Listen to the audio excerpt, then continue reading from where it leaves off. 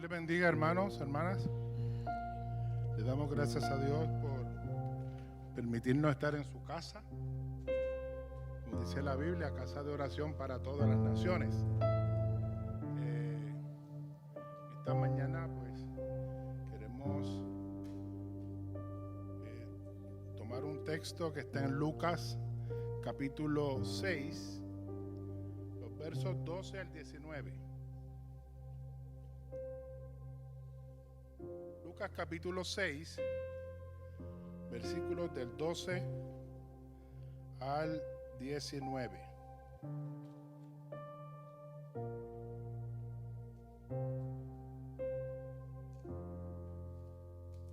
Gloria a Dios.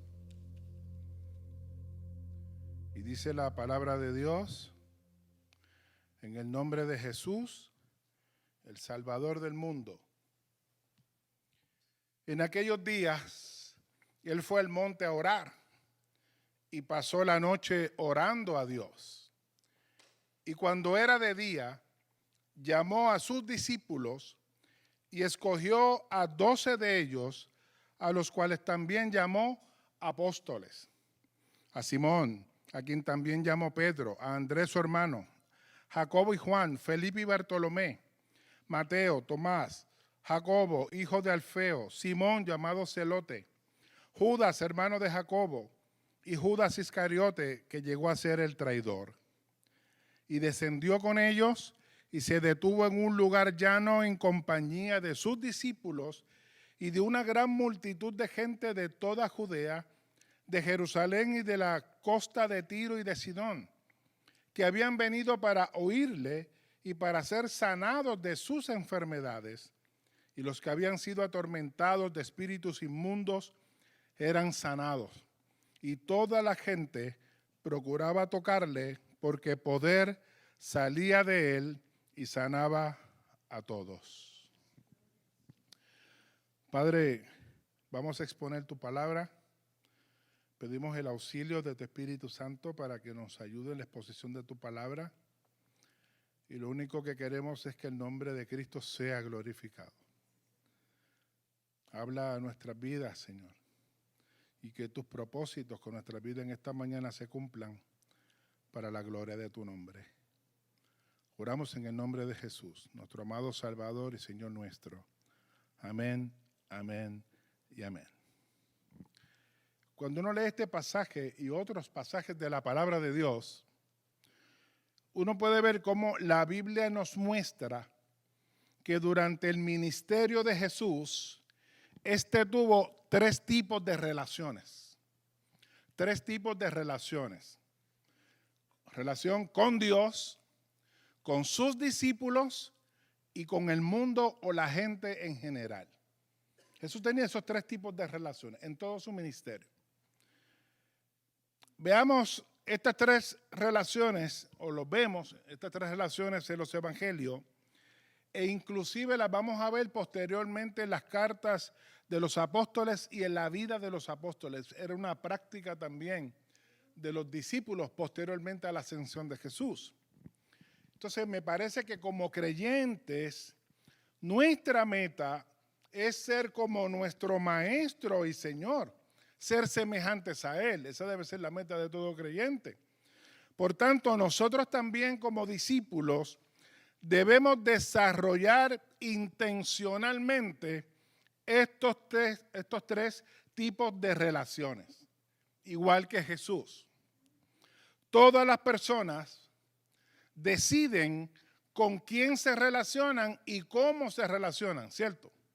Usted decide con quién se relaciona y cómo va a ser esa relación con esa persona. Todos hacemos eso. Pero como creyentes, y siendo la palabra de Dios nuestra regla y norma de conducta, también de fe, nosotros seguimos las enseñanzas bíblicas. El ejemplo de Jesús, eso es lo que nosotros seguimos. Así que veamos cómo Jesús mantenía estas tres relaciones, enseñándonos a nosotros lo que nosotros deberíamos hacer también. La primera lo vemos en el versículo 12, en el pasaje que acabamos de leer. Y lee el verso 12. En aquellos días, Él fue al monte ¿a qué? A orar.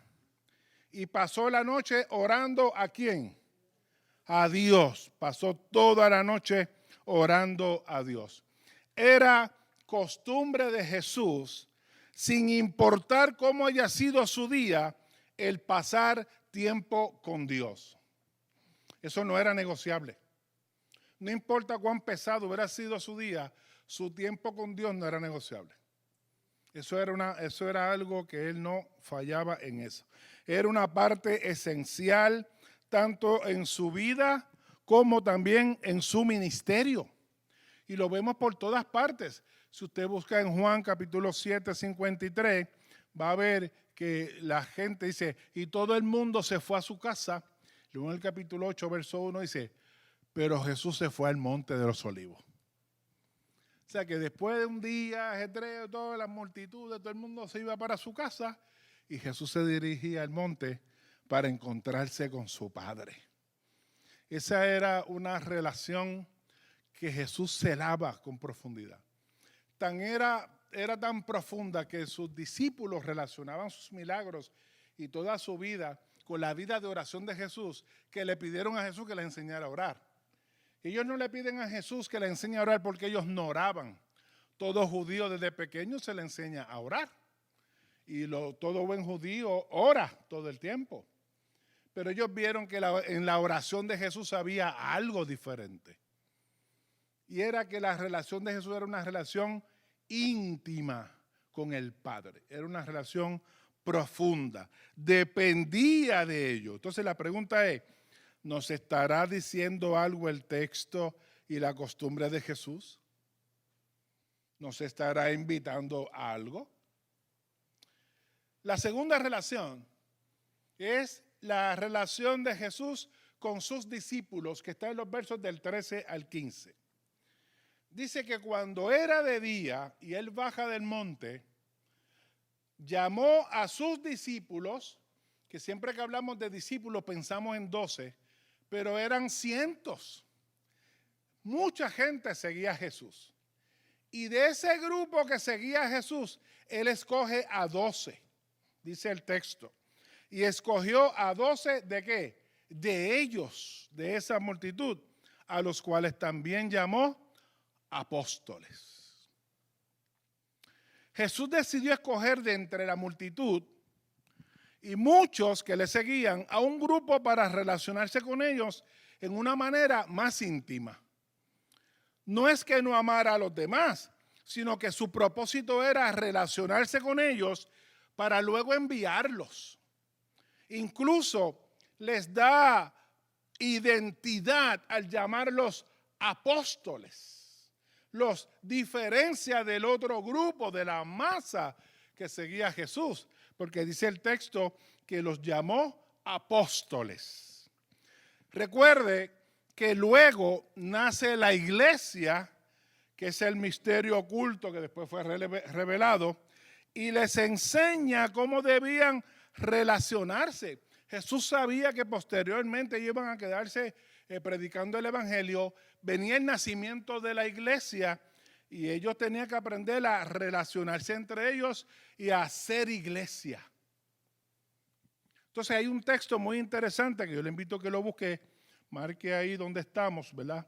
Y en Marcos capítulo 3,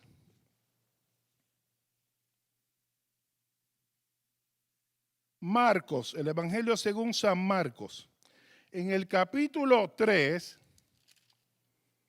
en los versos del 13 al 20, dice algo interesante. Y voy a leer de la traducción Palabra de Dios para Todo. Luego Jesús llamó a los que quiso llevar consigo, se retiró a las montañas y ellos se fueron con él. Entre ellos eligió a 12 para que, escuche bien ahora, escoge a 12 para qué, dice el texto, para que estuviesen con él. Mire cómo empieza, interesante, ¿verdad? Y luego enviarlos a otros lugares para anunciar su mensaje. los llamó apóstoles y también los eligió para que tuvieran el poder de expulsar demonios. Y eso fue lo que Jesús hizo con estos hombres. Pero llama la atención cómo el texto da unos detalles y dice que Jesús escoge a estos hombres primero, ¿para qué? Para que estuviesen con él. Y aquí habla de ¿qué? Relación. Y aunque Jesús amaba a todos, ¿verdad? A la gente, con estas personas iba a tener una relación más íntima. Iban a ser los apóstoles. Y él quería que ellos estuvieran cerca de él. Ellos iban a experimentar cosas que otros discípulos no podían. Iban a vivir con él, caminar con él, verlo a él en diferentes circunstancias. Inclusive de los 12, en muchas ocasiones, él escoge a 3 de ellos, a Pedro, a Jacobo y a Juan, y les da otras experiencias que al resto no se le da. Por eso usted ve que a estos 3 hombres, él intima aún mucho más con ellos. En ciertos periodos de la vida de Jesús, del ministerio de Jesús, él se lleva más que a estos 3 por alguna razón. Por ejemplo, en algunos milagros que él hace se ve que solamente estos 3 estaban con él. En el monte de la transfiguración, solamente estos 3 estaban con él. En el momento en que él, antes de ser entregado, que va a Getsemaní, a los 3 con que él se lleva para que estén cerca y oren con él, es a estos 3. ¿Ve?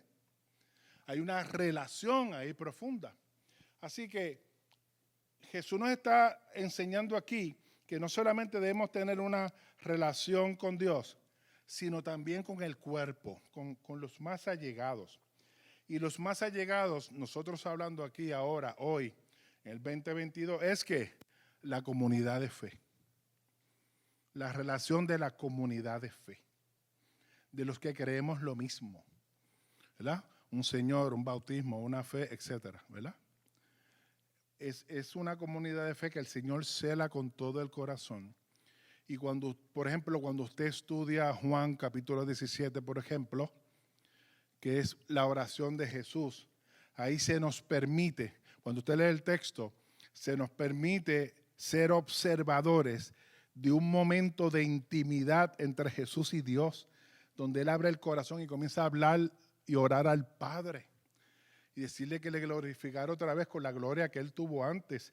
Pero no solamente ora por estas cosas, sino que empieza a orar intensamente por ¿quiénes? Por sus discípulos. Y entre las cosas que Él clama y pide es que sean uno, como tú y yo somos uno.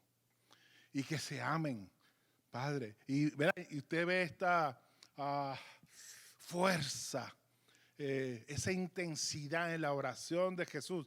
Cuando uno lee eso, es como si nosotros estuviéramos cerca, observando esa oración, ¿verdad? En los primeros palcos, ahí viendo esa escena, ¿no? Así que se nos da esta bendición en la Escritura de poder saber eso, que eso ocurrió.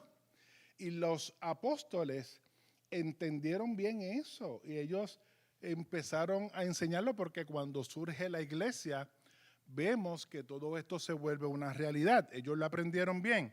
Por ejemplo, el clásico que nosotros leemos con mucha frecuencia en el libro de los Hechos, en el capítulo 2, búsquelo, porque aunque uno lo sepa, siempre es bueno ir a la Escritura y leerlo de ahí. En Hechos capítulo 2, los versos 41 al 47, describe a la iglesia ahí. Hechos 2, 41 al 47. Y dice, entonces los que hicieron caso a su mensaje fueron bautizados. Recuerda que estoy en Palabra de Dios para Todos. Ese día se unieron al grupo de creyentes más de 3,000 personas. Ellos estaban dedicados a aprender lo que los apóstoles enseñaban. Compartían lo que tenían, comían y oraban juntos. Todos sintieron un profundo asombro y los apóstoles hacían muchas maravillas y señales milagrosas. Todos los creyentes permanecían unidos y compartían sus bienes. Vendían lo que tenían y repartían el dinero entre los que estaban necesitados. Los creyentes compartían el mismo propósito. Cada día solían dedicar mucho tiempo en el área del templo y comían juntos en las casas. Compartían la comida con sencillez y alegría. Alababan a Dios y todo el pueblo los estimaba mucho. Cada día el Señor añadía a la iglesia los que iban siendo salvos. Y es una descripción extraordinaria de la iglesia del primer siglo. Y la iglesia entendió esta relación que Jesús comenzó a modelar y comenzaron a celar esa relación. Así que me parece aquí que esta descripción de la iglesia posterior a la ascensión de Jesús, o sea, cuando Jesús regresa al cielo, quizás la palabra clave aquí pudiéramos decir que es comunión. Había comunión en la iglesia. Y comunión es una palabra compuesta, unión común. Tenían, ¿verdad?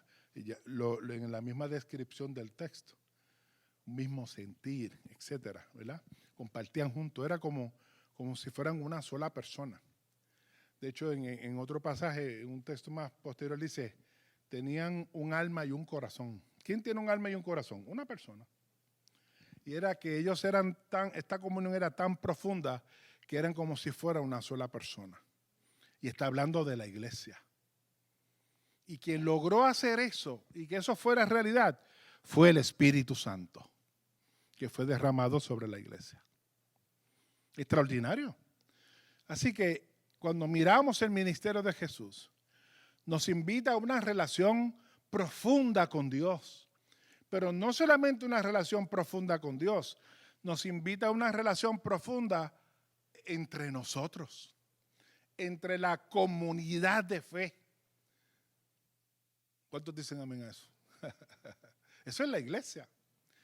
Por eso dice Jesús que la gente iba a creer, no por la mucha Biblia que supieran o ese tipo de cosas, sino ¿por qué?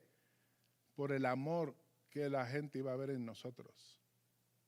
Por eso decía, amaos que los unos a los otros. Eso era lo que iba a impresionar a las personas. ¿Y por qué eso iba a impresionar a las personas? Porque la sociedad está dividida. Los de alta jerarquía y sociedad alta y cuello blanco no se van a relacionar con alguien de arrabal, ¿usted me entiende? Del caserío. Entonces la iglesia, que es otra cosa, que fue una idea de Dios, podemos encontrar a alguien con un doctorado sentado y compartiendo con un hermanito que quizás no tiene ni un cuarto grado. Tenemos al blanco y al negro, hombres, mujeres, niños, gente de diferentes etnias, diferentes pueblos, diferentes nacionalidades, altos, bajitos, gorditos, flaquitos, lindos, un poco menos lindos, pero lindos también. Todos juntos, adorando juntos y amándose. El único que puede hacer eso es Dios. Gente que quizás en algunas cosas piensan diferentes, porque quizás tienen diferentes colores de partido o diferentes pensamientos sobre X cosas, pero son un solo cuerpo en la iglesia. Eso no los divide, o no debería dividirlos, porque hay algo más poderoso que nos une, una fe, un bautismo, un Señor, un espíritu. Y eso está por encima de cualquier otra cosa sobre la faz de la tierra. Y eso nos hace especiales. Y en medio de la reunión de los santos está su bendita presencia. Alabado sea el Señor. Por eso la iglesia es el cuerpo de Cristo. Él es la cabeza de la iglesia. Él es el que manda en la iglesia. No son los pastores, no es el hombre. Él es la cabeza. Nosotros somos el cuerpo y el cuerpo camina para donde la cabeza diga, ¿verdad? ¿Usted nunca ha visto un cuerpo solo sin cabeza por ahí? ¿Usted ha visto uno por ahí?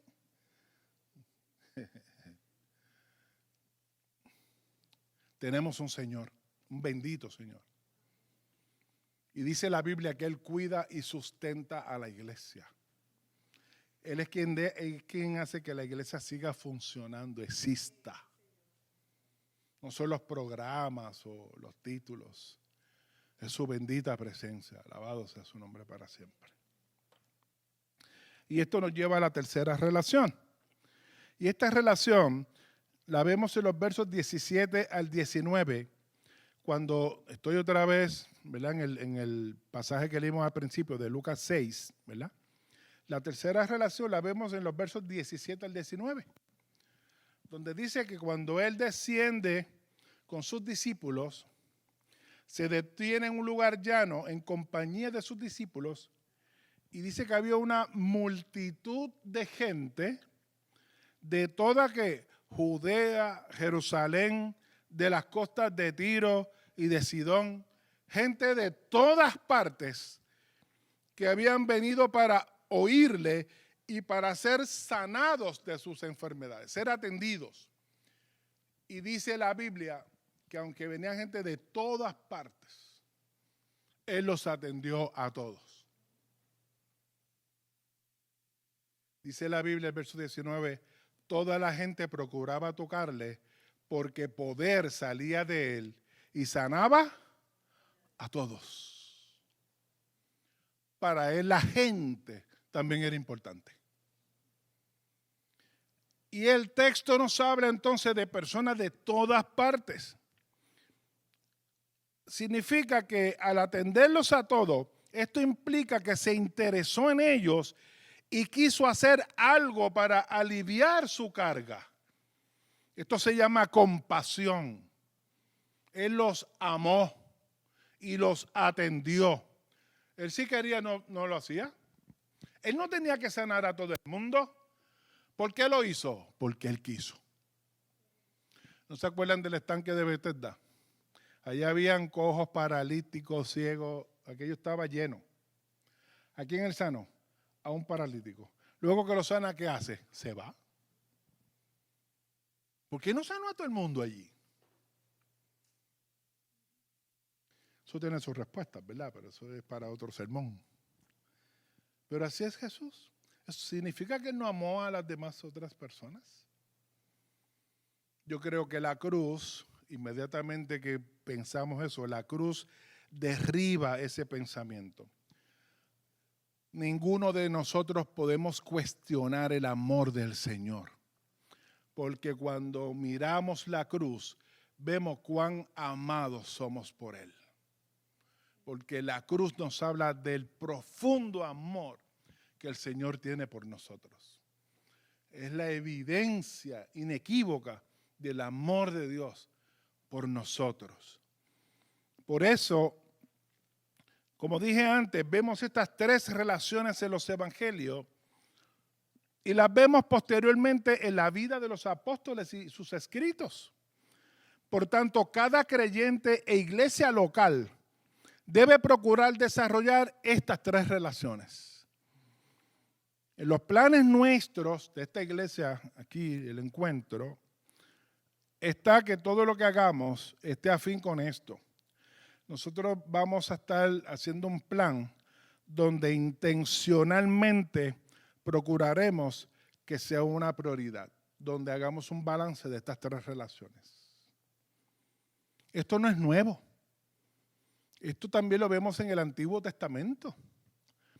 En Miqueas capítulo 6, versos 6 y 8, búsquelo. Miqueas, sea como los de Berea, que chequeaban todo. Usted no puede creer todo lo que yo le digo. Tiene que ir a la Biblia a ver si es verdad que está ahí, si es verdad lo que estamos diciendo. Siempre vaya a los textos que se les da y analícelos. Miqueas capítulo 6, los versos 6 al 8, dice la Biblia, oiga bien, ¿con qué me presentaré ante Jehová y adoraré al Dios Altísimo? ¿Me presentaré ante Él con holocaustos, con becerros de un año? ¿Se agradará Jehová de millares de carneros o de 10,000 arroyos de aceite? Y escuche más, se va entonces aquí a un extremo, ¿no? Dice, daré mi primogénito por mi rebelión, el fruto de mis entrañas por el pecado de mi alma. ¿Eso es lo que Dios quiere? Entonces escuche ahora. Oh hombre, Él te ha declarado lo que es bueno. ¿Y qué pide Jehová de ti? Escuche bien, 3 cosas. Solamente hacer justicia, llamar misericordia y humillarte ante tu Dios. No es que venga con tantos holocaustos y muchos sacrificios. A veces queremos impresionar a Dios, como si Dios fuera tan fácil de impresionar. Lo que impresiona a Dios es un corazón contrito y humillado. No es lo que hacemos, es por qué hacemos lo que hacemos, la motivación que es detrás de lo que Dios mira. Podemos hacer muchas cosas buenas y qué sé yo, y buscar muchos likes y aprobación de la gente, y qué chévere. Y eso no subir al cielo. O podemos hacer algo sencillo con todo el corazón y Dios agradarse de eso. ¿Se acuerdan de, y lo hemos mencionado aquí en otras ocasiones, cuando Jesús estaba viendo a la gente echarle las ofrendas? Y había gente que echaba mucho, impresionante, y él. Pero de momento llega una viejita y lo que echó fue un velloncito. No tenía más. Y cuando lo echó, Jesús se impresionó y la alabó. Y eso le llegó al corazón, porque él dijo, los demás echaron de los que les sobraba. Esta echó todo lo que tenía. Y eso le impresionó. Tan es así que está escrito en la Escritura para toda la eternidad, el testimonio de esa mujer. ¿Ves? O sea, a veces queremos impresionar a Dios con cosas. Y hermano, no se engañe. Dios es muy difícil de impresionar. Él es el creador. Y en el último análisis, todo lo que tú y yo podamos hacer es por el puro afecto de su bondad, porque Él nos ha dado las capacidades, los recursos, toda la gloria es de Él. Todo. Y aun cuando hacemos cosas tremendas para el reino, como quiera la gloria es de Él, porque la Biblia dice que es Él el que produce el querer como el hacer en nosotros por su buena voluntad. Así que todo es de Él. Toda la gloria es de Él. Nosotros no tenemos ninguna. Solo Él debe ser alabado y reconocido. Alabado sea el Señor. ¿Y qué pide Jehová de ti? Hacer justicia, amar misericordia y humillarte ante tu Dios. Si nos fijamos bien, en este verso se reflejan las 3 relaciones. Humillarte ante tu Dios, relación con Dios.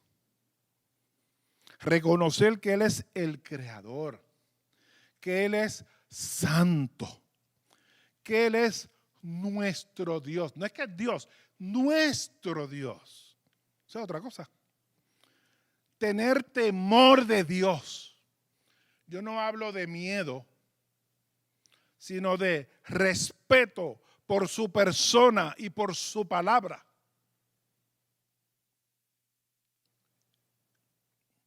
Cuando tenemos una relación con Dios adecuada, tenemos nuestras prioridades bien claras. Esto implica humillarse, doblegar el ego. Humillarnos ante el Señor es depender de Él. Arrepentirnos cuando tengamos que hacerlo. Reconocer nuestra fragilidad. Ser obedientes al Señor. Todo eso tiene que ver con nuestra relación con Dios y con el humillarnos delante de Él. Nuestra tendencia es hacer cosas para agradarle, como dicen los versos anteriores. Y no entendemos que todo comienza con el ser, con mi corazón. Dios a quien me quiere es a mí. No es lo que yo pueda darle. La Biblia dice que ni los cielos lo pueden contener, o sea, ningún templo, nada. Dios no cabe aquí. La tierra es estrado de sus pies, dice la palabra del Señor. Y ese Dios que está lleno de gracia es santo. con todo lo que eso implica. Y los que le conocen a Él y han tenido una relación profunda con Dios, los respetan. Respetan su persona y respetan su palabra. Porque cuando Dios me diga que no haga algo, me dice en su palabra que no haga algo, y yo sé que no debo hacerlo, pero lo hago de todas maneras, ¿qué yo le estoy diciendo a Dios? Tú dices eso, pero a mí no me importa lo que tú dices, yo lo voy a hacer. ¿Quién es el centro en el corazón de esa persona? La misma persona. Le estoy diciendo a Dios que no me importa. Tú dices eso, pero yo quiero hacerlo. Como cuando Dios a Adán y Eva les advierte, no hagan esto, pero ellos quisieron hacerlo. Y ya sabemos la tragedia que vino detrás de eso. Hermano, no abusemos de la gracia de Dios. No podemos perder el temor de Dios. Y en estos tiempos se está perdiendo el temor de Dios. No estamos respetando al Señor. Se nos está olvidando quién es Él y lo que Él ha determinado en su palabra. A veces lo razonamos y déjame verlo, yo no estoy de acuerdo. Es que no es si estoy de acuerdo, ¿no? Él es el Señor. Yo no puedo ir con una contraoferta. Tú dices esto, pero ¿por qué mejor no hacemos esto? Yo no puedo ir con una contraoferta ante Él. Es lo que Él determine. Se acabó la discusión. Yo puedo pensar, no, esto está bien. Y cuando voy al texto me dice, no, eso está mal. Se acabó la discusión, está mal. Yo no puedo seguir insistiendo. Se acabó la discusión. Él dijo que está mal, está mal. Porque la medida, el estándar de lo que es correcto y no lo es, lo establece Dios mismo. Por eso ¿cómo sabemos que algo es bueno o algo es malo? Si quitamos a Dios de la fórmula, no hay manera. Porque ¿cuál sería el estándar para medirlo? Pero podemos establecer qué es bueno o qué es malo porque Dios ha establecido un estándar. Y ese estándar no es negociable. Así que nuestra tendencia siempre es hacer cosas para agradar a Dios. Pero Dios lo que quiere es que tú y yo nos humillemos delante de Él. Encontrar el corazón correcto en nuestra vida, hermano. Y eso es importante. Lo segundo dice amar misericordia, amar. Yo lo asocio con la comunión con el pueblo de Dios, de amarnos los unos a los otros, de cubrirnos las necesidades como lo hacía la iglesia del primer siglo. No lo voy a leer ahora, pero si usted busca Primera de Juan, capítulo 3, 11 al 18, habla sobre eso. Sobre el amarnos los unos a los otros, la importancia de la comunión del cuerpo de Cristo y la importancia de nosotros cubrir nuestras necesidades los unos a los otros. Si yo veo que Cristóbal tiene una necesidad y yo lo escucho al lado mío y dice, tacho, tengo una hambre y no tengo chavo, mano. ¿Qué usted cree que yo le voy a decir? Cristóbal, ¿quiere ir al platanal? ¿Ah? Y Cristóbal va a ver los cielos abiertos. No te estoy diciendo que abuse tampoco. No te cante pelado ahora, ¿viste? Pero ¿me entiendes lo que estoy diciendo? Y nadie se tiene que enterar. O yo, ven acá, Cristóbal, ¿cómo tú estás? Y le echo 20 pesos en el bolsillo sin que nadie se dé cuenta. Que no sepa mi derecha lo que hace la izquierda ni viceversa. Nadie tiene que saberlo. Entonces nos velamos.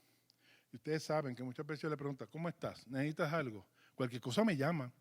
La mayoría a veces con necesidad no llama. Eso es lo que yo a veces tengo que decir, Dios mío. Hermano, déjese ayudar. Déjese ayudar cuando lo necesite. No abuse, pero déjese ayudar.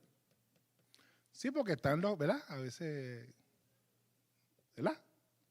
Yo sé que aquí no pasa, son en Australia, pero pasa, ¿entiendes? Por alguna la Biblia habla de ovejas y cabritos, ¿verdad? Por alguna razón. Entonces Entonces este asunto de ser iglesia como la del primer siglo, hermano, que a veces uno dice, sí, pero esa era la iglesia de aquel tiempo. Sí, pero esa iglesia tenía el mismo Señor, el mismo Espíritu Santo. Eso no ha cambiado. Y seguimos siendo la misma iglesia. Dios no amaba más a aquella iglesia que la iglesia de hoy. La iglesia es la iglesia de todos los tiempos, amada por Él. Y tú eres iglesia, tú eres amado o amada por Dios profundamente. Nunca dudes de eso. Entonces, Él quiere que eso se, ¿verdad?, traspole a los unos a los otros, a que seamos comunidad de fe. Que cuando llegue alguien a considerar la iglesia, viene un inconverso que piensa que la iglesia es diferente. Cuando vea la relación de la iglesia, diga, en realidad son diferentes. Pero si ven otras cosas, dice, aquí no hay mucha diferencia entre el barrio y esta iglesia. ¿Eh? Son otros 20 pesos. Chisme, problemas, aquello, tiraera, gente que no se habla, pelea. Oiga, ahí hay algo que no está bien, ¿verdad? Y finalmente, la tercera relación la podemos ver en hacer justicia. La justicia de Dios hacia el mundo, la gente, que conozcan el plan de salvación. Ellos tienen derecho de escuchar el plan de salvación, ¿verdad? De que conozcan su condición espiritual. Ellos tienen que escuchar que tienen una condición espiritual que se llama pecado, pero que contra ese pecado ellos no pueden hacer nada. Pero aunque eso es una mala noticia, existe una buena noticia. Y es que para ese pecado sí hay un antídoto, que es la sangre preciosa de Cristo Jesús, derramada en la cruz del Calvario. Y ellos necesitan escuchar que hay esperanza para ellos también. Pero no solamente eso, sino también hacer justicia según sus necesidades y realidades, que es lo que nosotros llamamos acción social. ¿Por qué? Porque las personas todas son valiosas para Dios. Lo importante en todo esto es el balance. Aunque todo comienza con Dios, ¿cierto? Porque si Dios no está en la fórmula, lo otro no va a funcionar. Para cada una de estas cosas, Dios debe ser una prioridad. Y estas tres relaciones deben ser una prioridad. Para muchos la iglesia debe dedicarse solamente quizás a la acción social. Hay otros que piensan que no, que deben dedicarse más que al evangelismo. Hay otros que piensan que no, sino a hacer retiros espirituales y ese tipo de cosas. Otros solamente al discipulado, y al discipulado solamente a aprender y conocer. Otros que no, que solamente dedicarse a la predicación de la palabra. Otros piensan que no, que la iglesia debe dedicarse más que a las misiones. Así ha sido la historia de la iglesia. Diferentes énfasis en diferentes épocas. Cuando usted mira la historia de la iglesia y mira hacia atrás y la estudia, va a ver que durante en el último siglo, siempre han habido periodos donde se le da énfasis a una de estas cosas. No, todo es evangelismo.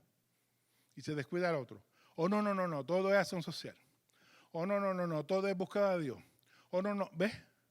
Siempre ha pasado en la iglesia. Y nosotros creo que la palabra clave entonces sería el balance. ¿Por qué? Porque si buscamos a Dios y nos envolvemos solo en la iglesia, nos volvemos ineficaces. Porque entonces el mundo no nos conoce, ni los podemos atender. Si nos envolvemos solo en la iglesia y en el mundo, haciendo más que muchas cosas para afuera, seremos una iglesia agotada, haciendo cosas por sí misma. Dios no es el que produce el querer como el hacer por su buena voluntad. Y se convierte en una iglesia quemada.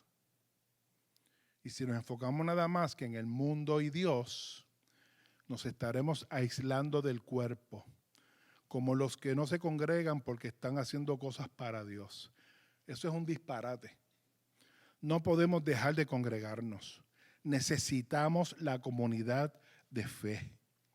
El creyente que piensa que no necesita congregarse, agájese, dígale que está a su lado. Creo que el pastor viene con una de las de él. Dígale.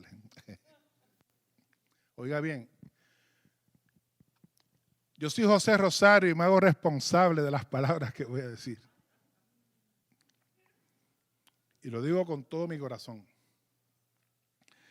El creyente que piensa que no necesita congregarse, que él solo tiene una buena relación con Dios, ha creado su propia secta.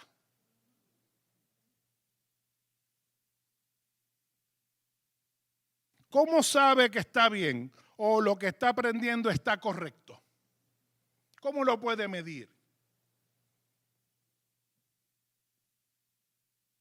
Eso es un disparate. El que ama a Dios, ama a la iglesia. Porque Dios ama a la iglesia, que es su cuerpo. De hecho, no entiende que es iglesia. Porque la iglesia no es estas cuatro paredes, esto es un templo. La iglesia eres tú y yo, donde quiera que tú estás, ahí está la iglesia. Por eso nunca olvide estas palabras. Tu misión siempre comienza tan pronto usted sale por esas puertas. Ahí comienza tu misión. Donde quiera que te muevas. Concluyo con lo siguiente. Hermano, comienza a desarrollar intencionalmente estas tres relaciones, haciendo un balance entre ellas. Y hazte unas preguntas. ¿Cuál has descuidado? ¿Cuál de estas relaciones tú has descuidado? Te recomiendo que comiences con tu relación con Dios, pues las demás dependen de esa. Porque solamente Dios te va a capacitar para amar a la iglesia y para amar al mundo. ¿Saben por qué? Porque, como decimos nosotros, en la carne no se puede. Este asunto de que yo voy a evangelizar en las misiones por amor a las almas, no. Pero espérate, no me apedree todavía, escúchame. No es por amor a las almas, es para la gloria de Dios. Es para que toda rodilla se doble delante de Él. ¿Sabe por qué se lo digo? Porque si esa no es la motivación y usted va a un campo estéril donde no te hacen caso y tú ahí fajándote de la gente criticándote y la gente no le importa lo que tú le digas y la gente haciéndotela difícil, va a llegar un momento que tú vas a decir que ay, que se lo lleve el diablo, no me voy. Y te quitas. Pero si es por Dios y tú sabes que Dios te envió allí, aunque eso pase, tú no te mueves, porque lo haces para la gloria de Él. Y cuando tú haces las cosas con la motivación correcta, Dios te respalda donde quiera que estés. Dios te sostiene y es Él el que pone su amor por las almas en tu corazón. Y entonces tú amas a las almas como Él las ama. ¿Entendió eso, verdad? Para que no me vaya a apedrear cuando salgamos del culto. Es que tenemos que entender esto. ¿Qué nos mueve? El salmista decía, tú me mueves. ¿A quién tengo en los cielos sino a ti? Y fuera de ti, que nada deseo en este mundo. Decía el escritor se me olvidó cómo se titula, que decía que, Señor, yo no te amo ni te sirvo por el cielo prometido. ¿Se acuerdan de eso? ¿Cómo es que se llama ese, Albona? Sí, se le ha atribuido a mucha gente, pero realmente todavía la gente no se ha... Dice, lo que me mueve a mí no es que tú me prometes el cielo o que me vas a librar del infierno. Eso no es lo que me mueve, eso serían beneficios. Sino que, como dice el poema, tú me mueves. Porque aunque no hubiera cielo ni hubiera infierno, como quiera yo te adoraría, te serviría siempre. ¿No es el cielo que me prometes o porque me libras del infierno? No, eres tú. Tú eres la razón por la que yo te sirvo y por la que yo te amo. Y esa es la razón correcta. Amén. Así que busquemos entonces imitar al Maestro. Oremos. Señor, gracias por tu palabra. Tú conoces nuestra vida, nuestro levantar, nuestro acostar. Y tú nos has puesto a cada uno de nosotros en diferentes lugares y nos movemos con diferentes escenarios y personas. Y cada uno de nosotros tenemos una personalidad única que tú nos usas conforme a cómo somos. Yo te pido en el nombre de Jesús que cada uno de mis hermanos sea un instrumento poderoso en tus manos. Que tú uses con poder y gloria, Señor. Y que ellos se sientan movidos, Padre, a desarrollar estas 3 profundas relaciones que tú quieres que nosotros desarrollemos. Yo sé que tú te vas a glorificar en esa vida. Así que ayúdanos a hacer esa iglesia. En lo que proyectemos de aquí en adelante, todo lo que hagamos vaya dirigido en una de estas 3 cosas. De tal manera que tu nombre sea honrado y podamos hacer un balance saludable donde tú seas glorificado. Gracias por lo que estás haciendo y gracias por lo que vas a hacer. En el nombre de Jesús. Amén y amén, Señor. ¿Da gracias a Dios?